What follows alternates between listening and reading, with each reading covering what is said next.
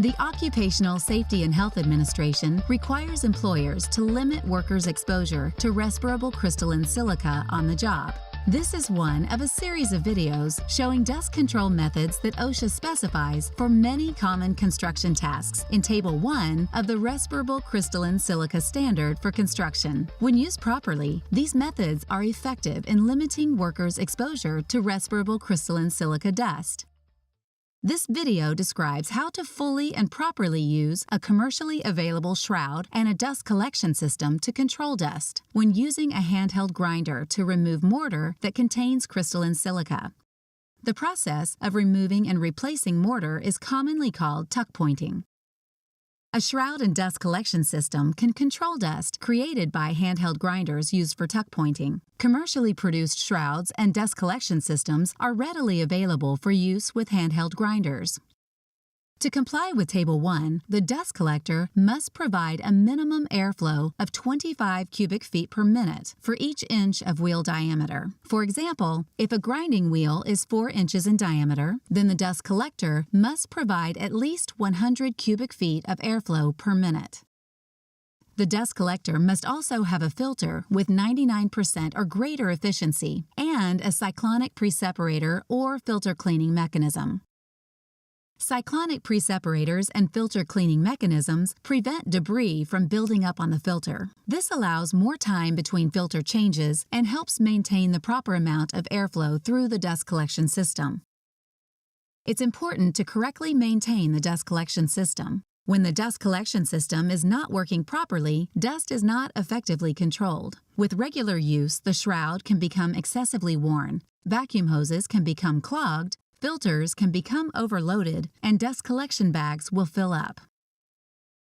To help ensure the system is working correctly, the shroud must be intact and installed according to the manufacturer's instructions. The grinder must also be operated and maintained in accordance with the manufacturer's instructions to minimize dust emissions. Instructions often direct users to regularly check the dust collection system for signs of damage. Make sure the hose connecting the tool to the vacuum is intact and without kinks or tight bends that can reduce airflow and dust collection. Clean and replace filters as needed, not overfill the waste container, and follow a specified maintenance schedule.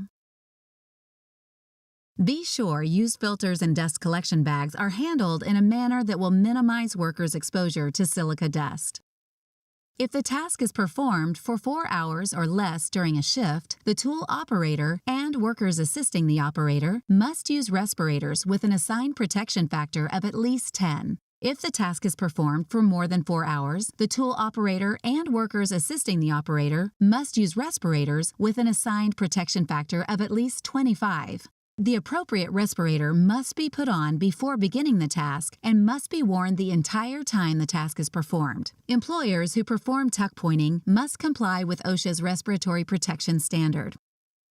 Using a handheld grinder for tuck pointing indoors or in an enclosed area requires an exhaust method, such as a portable fan, as needed to minimize the accumulation of visible airborne dust. Be sure that any exhaust method chosen moves airborne dust away from workers and does not block an exit route. Employers who fully and properly implement the dust control methods specified in Table 1 are not required to measure the tool operator's exposure to respirable crystalline silica or the exposure of other workers assisting with the task. The Respirable Crystalline Silica Standard for Construction also includes additional requirements to protect workers exposed to respirable crystalline silica. Many of these requirements apply whether employers are using a dust control method specified by OSHA in Table 1 or an alternative dust control method. More information on the standard's requirements to protect workers exposed to respirable crystalline silica, including information on specified exposure control methods for other common construction tasks, can be found at www.osha.gov/silica. For information about other OSHA health and safety standards, visit www.osha.gov or call OSHA at 1-800-321-OSHA.